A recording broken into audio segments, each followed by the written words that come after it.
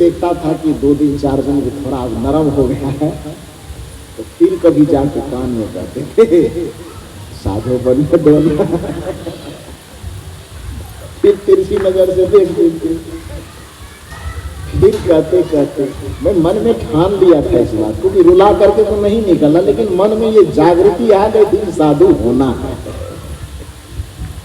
भाव इतना ही आया था कि रुला करके नहीं निकलना। जिस चीज को हमें अपने मन को समझाना है, मन को समझाएंगे तभी तो साधु बनेंगे ना। तो जो बात अपने मन को हमें समझाना है, और आगे चल करके जो बात बिहार की बात छोड़ो, छत्तीसगढ़ भी हमको समझाने के लिए जाना है। जिस बात को पूरे दुनिया को हमें समझाना है, तो ये माता पिता भी दुनिया के अंदर ही आते हैं, आते हैं नहीं आते? तो शुरुआत इन्हीं से करो ना। यदि इनको समझाने में हम सफल हो गए, संसार की क्षणभंगुरता की बात यदि मैं इनके समझ में प्रवेश करवा दिया, मोह और माया और ममता की असारता यदि इसके समझ में मैं बैठा दिया, तो मैं यह मान लूंगा कि यदि इनको मैं समझाने में सफल हो गया, तो अपने मन को भी समझाने में मैं सफल हो जाऊंगा, और आगे चल करके पूरी दुनिया को ये बात समझाने में सफल हो जाऊंगा।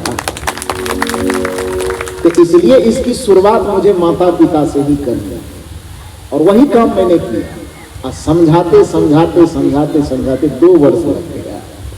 कितना दिन? 2 वर्ष। तब तक मैं 8वां 9वां पास करके मैट्रिक में एडमिशन कर लिया, 10वीं क्लास,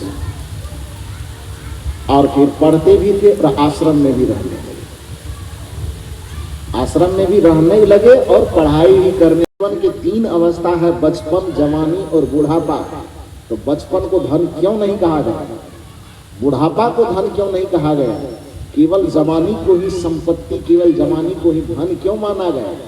इसके पीछे का वजह है कि बचपन को धन इसलिए नहीं कहा गया क्योंकि बचपन में मन और इंद्रियों में ताजगी तो होती है, उत्साह होता है, उमंग होता है, लेकिन बुद्धि और विवेक नहीं होता। बुढ़ापा में ठीक इसके उल्टा हो जाता है। बुढ़ापा में ज्ञान तो बहुत हासिल हो जाता है, अनुभव तो ज्यादा हासिल हो जाता है, लेकिन देखने की अकल आते आते आंख की रोशनी गायब हो जाती है। बुढ़ापा में सुनने का अकल आते आते क्या होता है? कान की शक्ति खत्म हो जाती है। चलने का अकल आते आते पैर की शक्ति खत्म हो जाती। अकल तो है लेकिन पैर में सामर्थ्य नहीं रहता, कैसे चलेगा? मन में अनुभव तो आया, संसार को समझने का ज्ञान तो आया, लेकिन मन में शिथिलता आ गई, उत्साह में शिथिलता आ गई।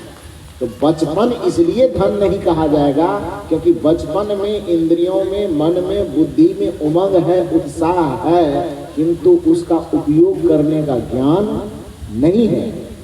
और बुढ़ापा में ज्ञान तो है, अनुभव तो है, दुनिया को समझने की परख शक्ति तो है, लेकिन अब वो अवस्था आ गई कि इंद्रियों में शिथिलता आ गई, मन में शिथिलता आ गई, उत्साह में शिथिलता आ गई, उमंग में शिथिलता आ गई। तो बचपन भी अधूरा और बुढ़ापा भी अधूरा। बीच में एक जवानी का जो स्टेप आता है, स्टेज आता है, उस जगह पर हम पूरा होते हैं। उमंग और उत्साह से भी भरपूर और अनुभव से भी भरपूर, उत्साह उमंग से भी भरपूर, ज्ञान से भी भरपूर। इसलिए इस जवानी की अवस्था को, जो मध्य अवस्था हमारे जीवन का है, इसको धन कहा गया। इस धन का उपयोग या तो कोई विषय भोग वासना से लिप्त होने में गंवा देता है, और इसी धन का उपयोग कोई भक्ति और भजन में लगाता है। इस जवानी रूपी धन का सब कोई पूरे भक्ति के क्षेत्र में नहीं लग सकता, तो कम से कम इतना तो करो भैया कि थोड़ा दुनियादारी को समेटने का भी प्रयास करो और थोड़ा थोड़ा भक्ति भी करो। लेकिन अधिकांश गड़बड़ी हो क्या जाती है कि जो जवानी की संपदा है, उस संपदा को 100% आदमी दुनिया के भोग्य पदार्थों में लिप्त कर देने में गंवा देता है, और कहता है कि बुढ़ापा आएगा तब भक्ति करेंगे, माला जपेंगे, नाम जपेंगे। ऐसे लोगों को सावधान करते हुए कहा गया है, ये जवानी है 2 दिन का सपना, ढूंढ ले कोई महबूब अपना। महबूब शब्द का प्रयोग यहाँ पर, हालांकि दुनियादारी के लोगों ने महबूब शब्द का थोड़ा गलत उपयोग किया। जबकि महबूब का अर्थ होता है जो सबसे प्यारा हो उसको महबूब कहा जाता है। इस संसार के सभी संबंधों में विचार करके देखा जाए तो भौतिक दृष्टिकोण से माता पिता से बड़ा महबूब, माता पिता से ज्यादा हित चाहने वाला, हमारा प्यारा कोई दूसरा नहीं हो सकता। और आध्यात्मिक दृष्टिकोण से विचार करने पर संत के अलावा, सदगुरु के अलावा हमारा महबूब, हमारा प्यारा कोई नहीं हो सकता। इसलिए माता पिता और गुरु को भगवान का दर्जा दिया जाता है। माता पिता को आध्यात्मिक जगत में इसलिए छांटा जाता है क्योंकि माता पिता बेचारे हमारे भौतिक जीवन को व्यवस्थित करने के लिए तो सब झोंका झोंक देते हैं, लेकिन आध्यात्मिक जीवन का तो उसे ज्ञान नहीं है। तो इसलिए आध्यात्मिक जीवन में माता पिता का महत्व नहीं है, भौतिक जीवन में माता पिता का महत्व है। आध्यात्मिक जीवन में इसलिए महत्व नहीं क्योंकि कहा गया है, गोस्वामी जी कहते हैं, माता पिता बाल कहीं बुलावा, उदर भय सोई काज सिखावा। माता पिता जब बाल बच्चे को जन्म देते हैं, कितना भी उसका हित चाहता हो माता पिता, अपने बच्चे का भला चाहता हो, लेकिन काम इतना ही कर सकता है माता पिता कि उदर भरे सोई काज सिखावा। जन्म दिए हैं, माता पिता समझता है कि बच्चे को जन्म दिए, कुछ बुद्धि विद्या दे करके इतना भर उसको ज्ञान दे दें कि अपना भी कमा के खा सके बढ़िया से, अब परिवार का भी भरण पोषण बढ़िया से कर सके। यदि इतना बच्चा कर दिया तो माता पिता समझते हैं कि बच्चे को जन्म देना सफल हो गया। दुनिया के सब माता पिता कितने नहीं चाहता है, इससे ज्यादा चाहता है। माता पिता बालक ही बुलावा, उदर भरे सोई काज सिखावा। कि माता पिता बाल बच्चे को जन्म केवल इतना सा सोच करके देते हैं कि इस बच्चा को जन्म देंगे, पढ़ लिख करके थोड़ा होनहार होगा, इतना कमाने लगेगा कि अपना भी खाएगा, कपड़ा लत्ता बढ़िया पहनेगा, और साथ साथ हम बूढ़ा बूढ़ी हो जाएंगे तो हम लोगों का भी भरण पोषण बढ़िया से कर देगा। इससे ज्यादा चाहता है माता पिता, ईमानदारी से बताइए, इससे ज्यादा नहीं चाहता है, इससे ज्यादा कोई नहीं चाहता। लेकिन गुरु थोड़ा इससे आगे चाहते हैं। गुरु चाहते हैं कि जीवन आपने प्राप्त किया, अच्छी बात है, सबका भरण पोषण करते हुए, व्यवहारिकता निभाते हुए, पेट भरते हुए, वस्त्र पहनते हुए, एक काम और है जो आवागमन का चक्र है, जो जन्म मरण के बंधन में पड़े हुए हैं। आप ऐसी भक्ति की युक्ति ले लो कि माता पिता कुल परिवार सबका भरण पोषण करते हुए, अपने जीवन और जीविका का संचालन करते हुए आप संत से, गुरु से भक्ति की और मुक्ति की ऐसी युक्ति लो कि आवागमन के चक्र को तोड़ करके सदा सदा के लिए भवसागर से पार हो जाओ और परम पद पर जाकर के मुक्ति पद पर स्थित हो जाओ। ये गुरु चाहते हैं। इसलिए गुरु को भगवान का दर्जा दिया जाता है कि माता पिता हमारे जन्मदाता हैं, लेकिन जन्मदाता होने के बावजूद भी इस संसार में ही हमको रखना चाहते हैं, इस संसार से हमें पार नहीं जाने देना चाहते। यदि कोई बच्चा चाहे कि हम भक्ति के क्षेत्र में, हम ही लोगों से पूछ लो ना, खूब सत्संग करते थे माता पिता, खूब सत्संग में जाते थे। और जब 8वां क्लास में पढ़ते पढ़ते 12 वर्ष की उम्र थी, उस समय 13 में छूने से 13 वर्ष में प्रवेश की। अब माता जी से कहे कि माँ साधु होना चाहते, बस रोना शुरू हो गया।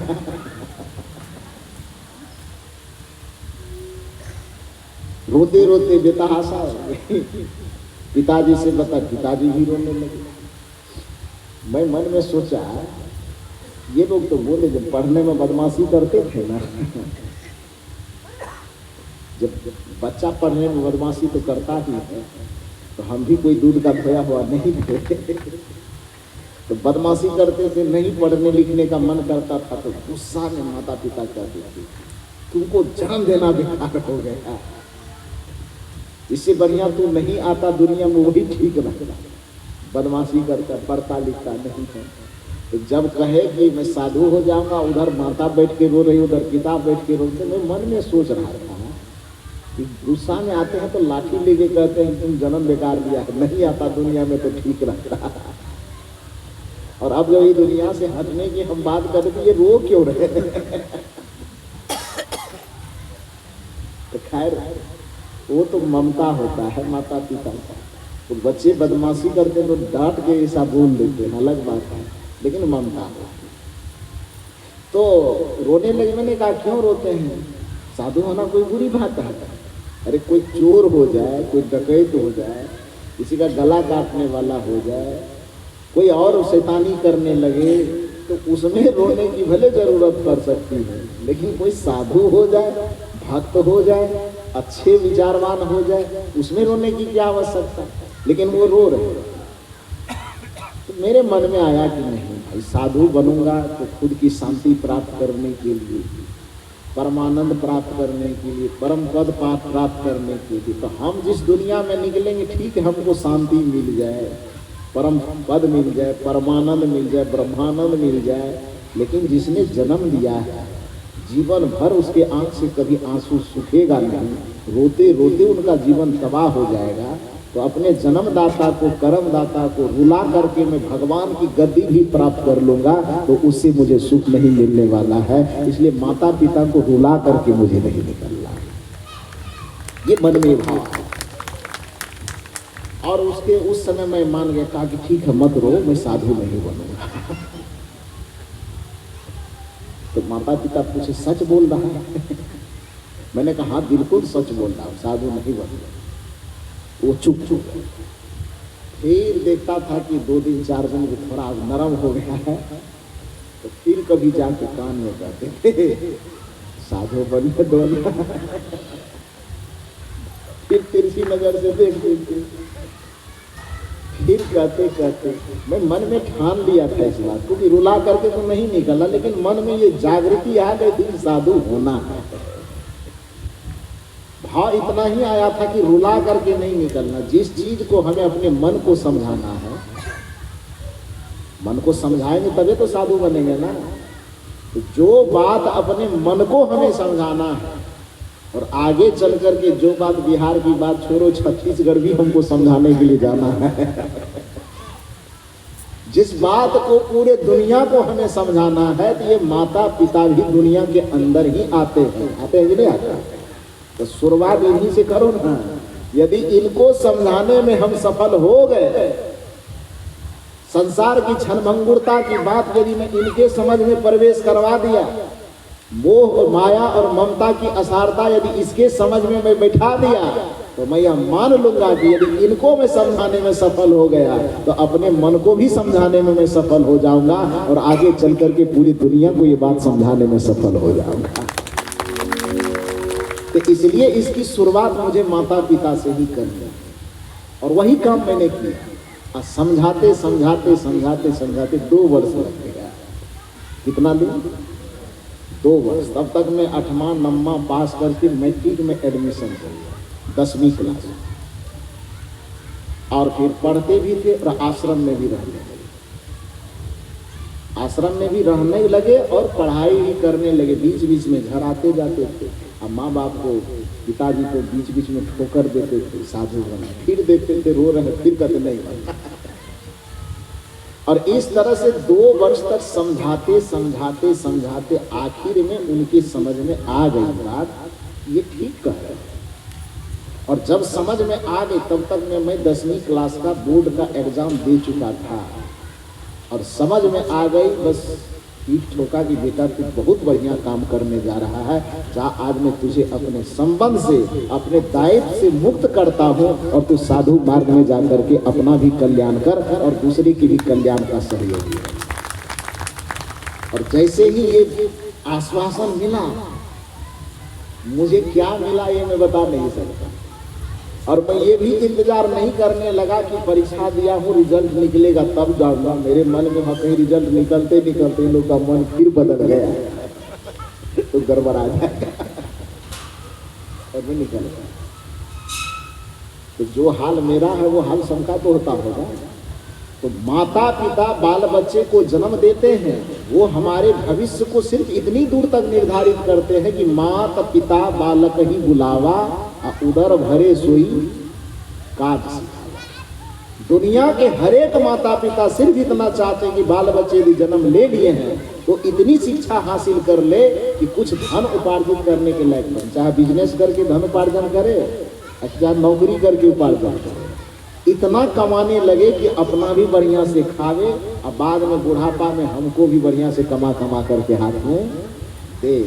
इसके अलावा माता पिता बच्चे के बारे में कुछ नहीं सोचते। तो भौतिक दुनिया में इसीलिए माता पिता भगवान माने जाएंगे, लेकिन जहाँ तक आत्मिक कल्याण की बात आएगी, जहाँ तक भवसागर से मुक्त होने की बात आएगी, जहाँ पर आवागमन के चक्र से छूटने की बात आ जाएगी, तो उसमें माता पिता भी बाधक ही बनता है कि नहीं? वो जाने नहीं देना चाहता, कुछ छोड़ना नहीं चाहता। खूब सत्संग सुने, खूब महात्मा के माथा पे पैर तो माथा रखे उनके चरणों में, खूब बंदगी करे सब चीज करे, ठीक है। तो दूसरे का बेटा हो वो ठीक है, हमारा बेटा नहीं होना चाहिए, कि कोई माता पिता नहीं चाहते। इसलिए भौतिक दुनिया में हमारी सुरक्षा, शांति, सम्मान चाहने के बावजूद भी आध्यात्मिक दुनिया में माता और पिता की भी भूमिका शून्य हो जाती है, 0/0।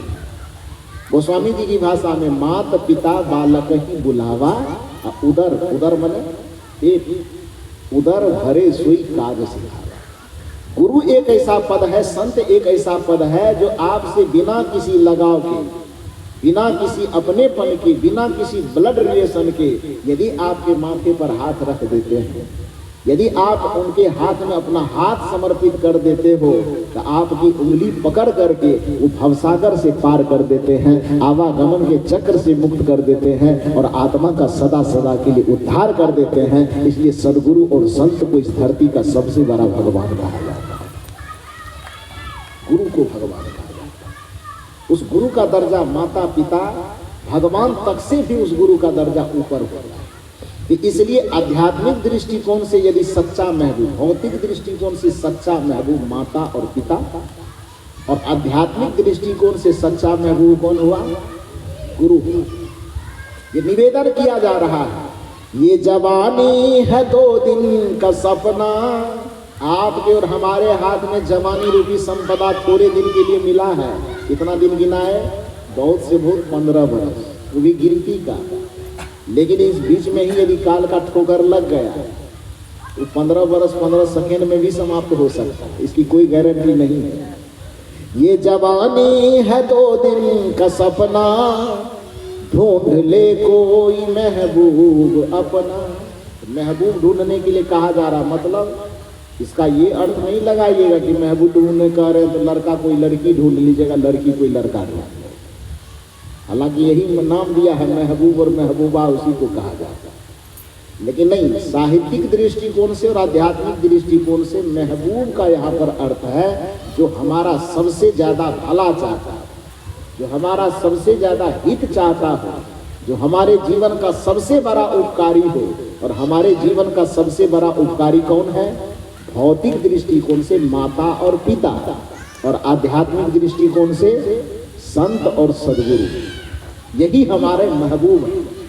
इस भजन में कि इस कड़ी में यही संकेत दिया गया है, ये जवानी है 2 दिन का सपना।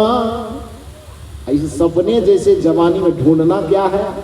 ढूंढ ले कोई महबूब अपना, अर्थात किसी सदगुरु को तलाश कर ले, किसी सच्चे सदगुरु के जीवन में ढूंढ ले, और सच्चे सदगुरु को ढूंढ करके अपना हाथ उनके हाथ में डाल दे, अपना जीवन का डोर उनके हाथ में पकड़ा दे।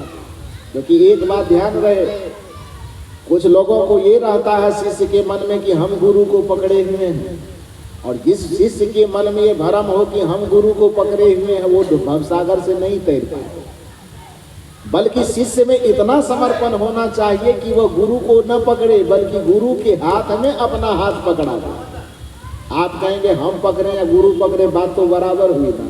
नहीं, बराबर नहीं, दोनों में अंतर है। क्या अंतर है? एक घटना के माध्यम से मैं बताऊं। एक छोटी सी बच्ची अपने पिताजी के साथ में कहीं यात्रा पर जा रहे हैं। रास्ता में चलते चलते चलते चलते संजोग से सावन भादों का महीना था। सावन भादो समझते हैं?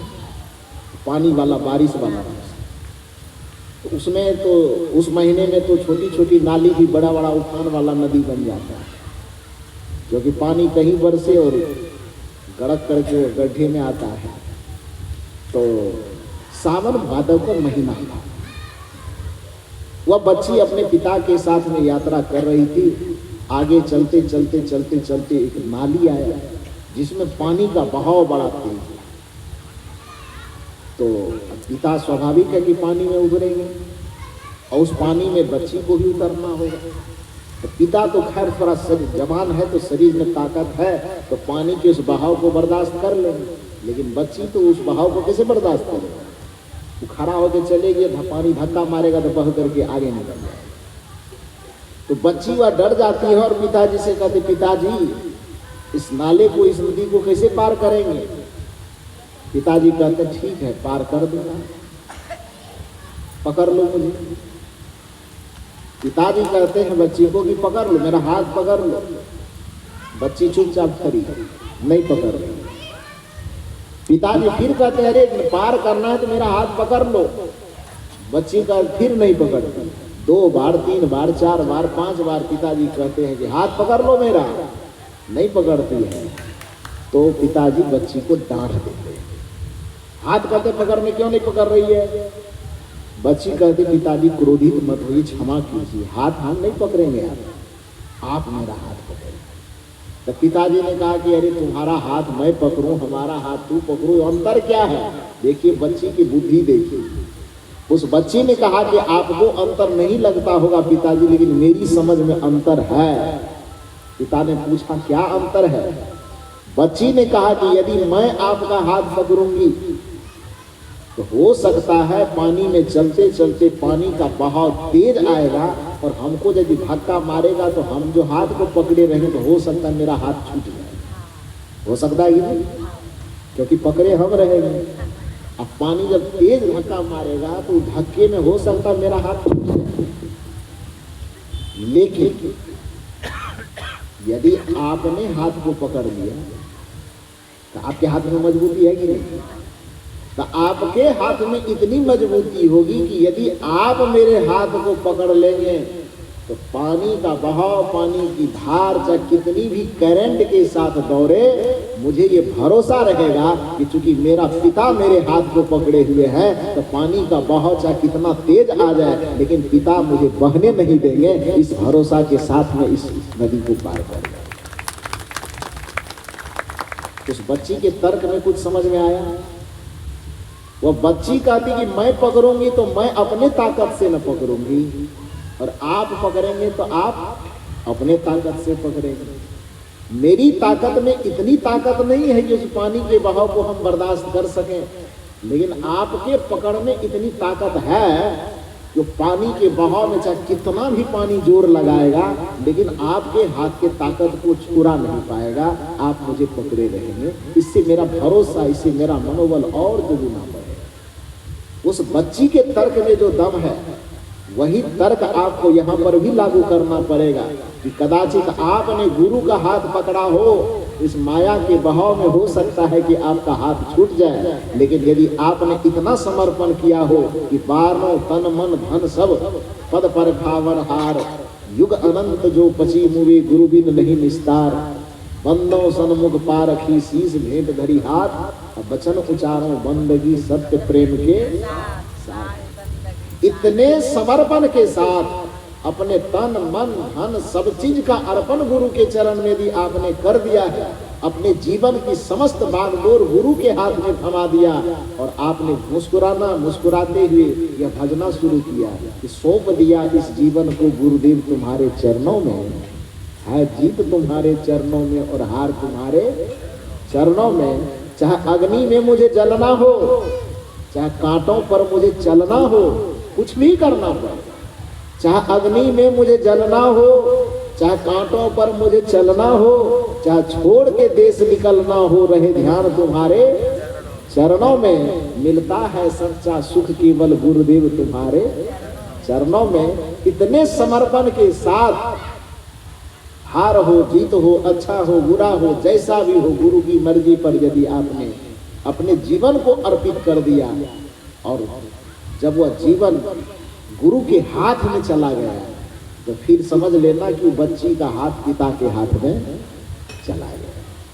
और जब उस बच्ची का हाथ पिता के हाथ में चला गया तो जैसे बच्ची निश्चिंत हो जाएगी, उसी प्रकार से यदि एक समर्पित शिष्य का हाथ एक सच्चे सद्गुरु के हवाले हो गया तो उसको भवसागर से पार होने में कोई रोक नहीं सकता है, वह भक्त को भी निश्चिंत हो जाना चाहिए।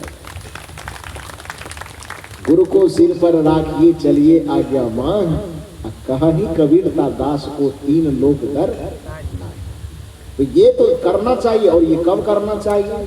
जवानी में ही ये समर्पण करना है। ये जवानी है 2 दिन का सपना, ढूंढ ले कोई महबूब अपना।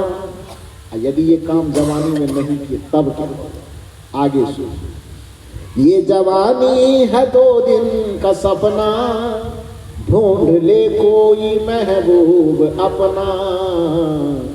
ये जवानी अगर ढल गई तो, ये जवानी अगर ढल गई तो हाथ मल मल के रोना पड़ेगा। जिंदगी ये किराए का घर है। वो बहन कह रही थी कि जवान ये जीवन क्या है? माटी का चोला, इसलिए माटी के चोले का गुमान मत कीजिए। यहाँ पर बेचारा क्या कह रहे? जिंदगी किराए का घर है। जिंदगी ये किराए का घर है, एक न एक दिन बदलना पड़ेगा। मौत जब तुमको आवाज देगी, घर से बाहर निकलना पड़ेगा। अब उसके भजन पर आइए। जो भजन गा रही थी छत्तीसगढ़ी भाषा में, ये काया माटी का ये चोला है, ये छूटेगा।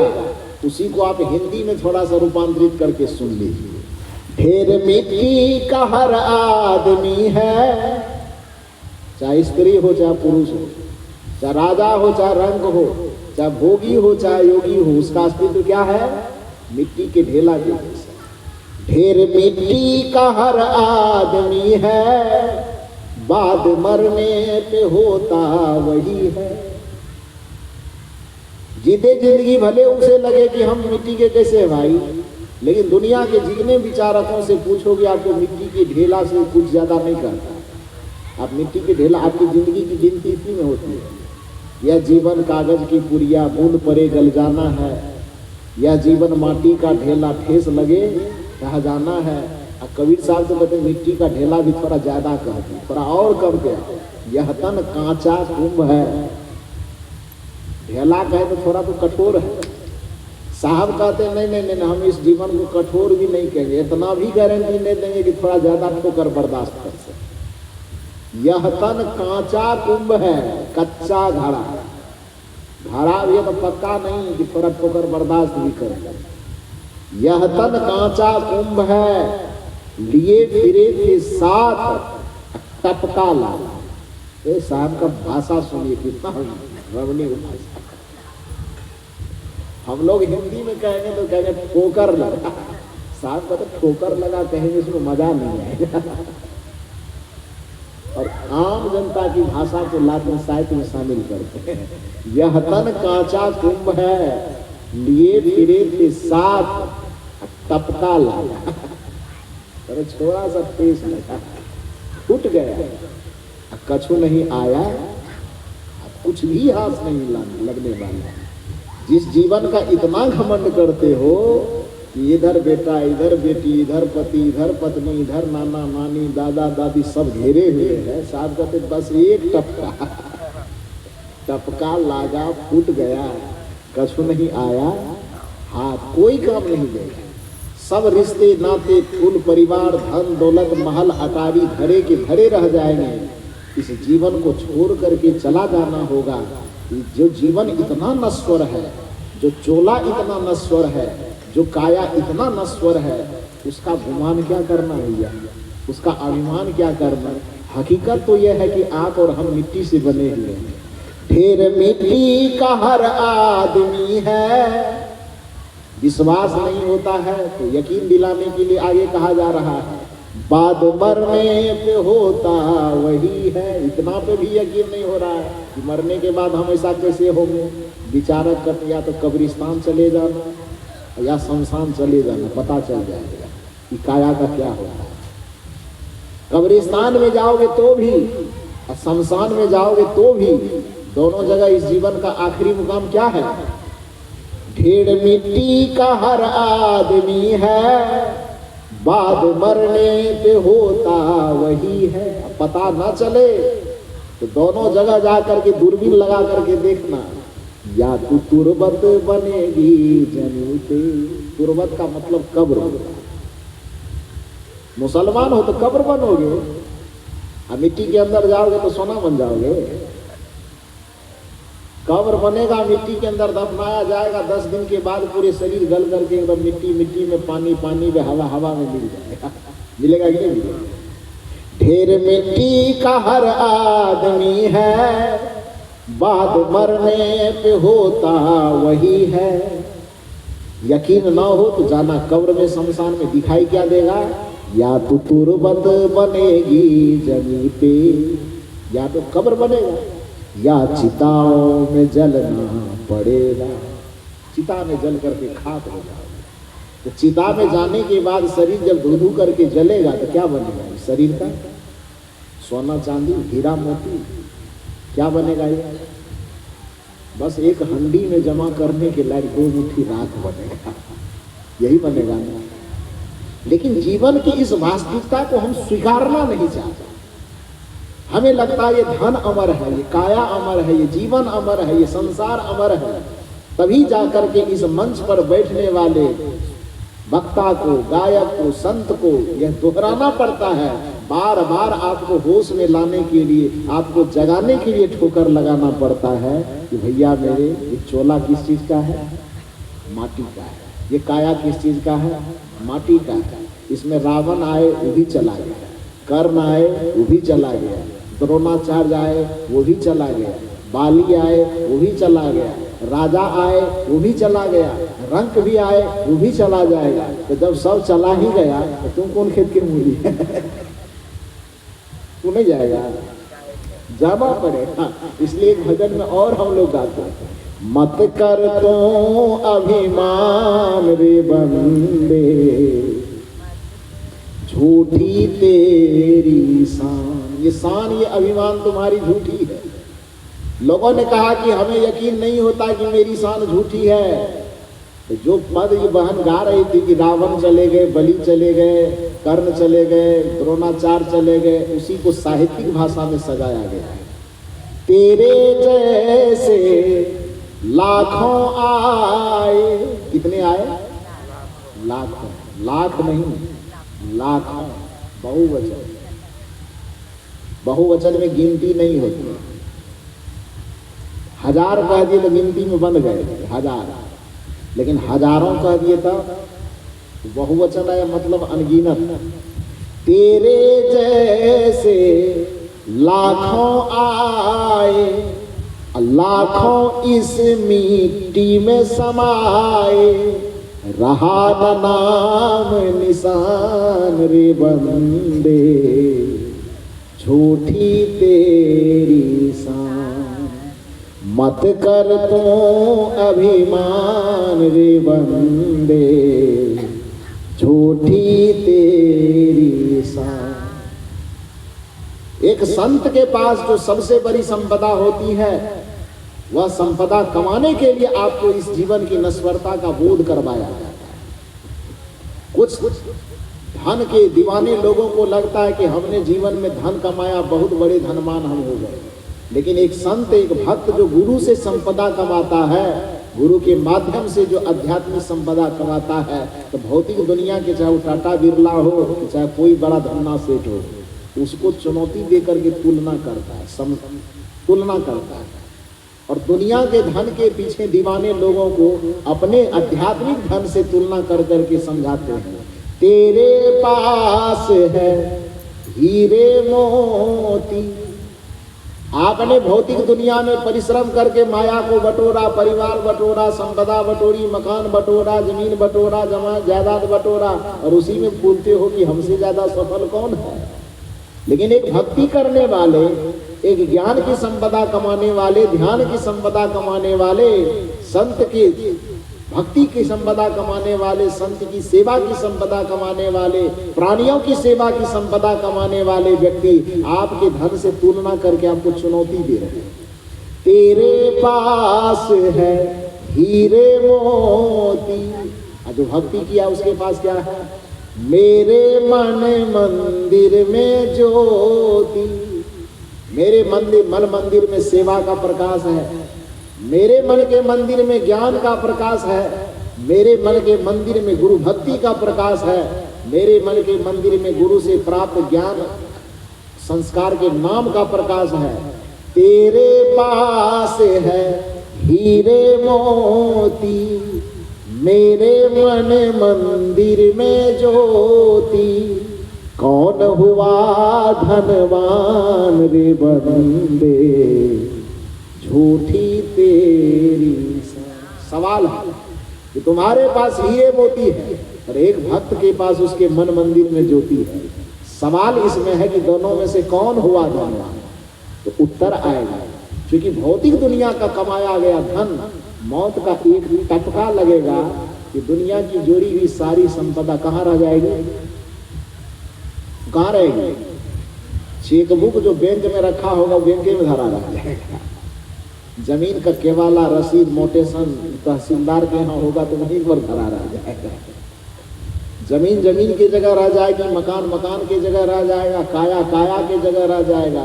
तो जिस धन पर गुमान कर रहे थे कि हम इतना कमाए हैं, तो एक झटका लगने से कहाँ रह जाएगा? आपके पास में नहीं रहेगा। लेकिन एक भक्त ने जो कमाया है, गुरु भक्ति करके, सत्संग करके, ज्ञान करके, ध्यान करके, सेवा करके, सुमिरन करके जो संपदा कमाया है, दुनिया की कोई काल की शक्ति आ जाए, कोई मृत्यु की शक्ति आ जाए, उस संपत्ति को आत्मा से अलग नहीं किया जा सकता। तो बेचारा क्या प्रश्न करते हैं कि एक संपदा तुमने ऐसे कमाया कि मौत का एक झटका लगने के साथ तुमसे अलग हो जाएगा, और एक भक्त एक भक्ति की संपदा ऐसा कमाता है जिसको काल की बात तो छोड़ो, काल का पूरा खानदान भी आ जाएगा तो पर भी आत्मा से अलग नहीं कर सकेगा। तो तुम ही यह बताओ कि तूने हीरे मोती कमाया और किसी ने भक्ति कमाया, तो दोनों में कौन हुआ धनवान?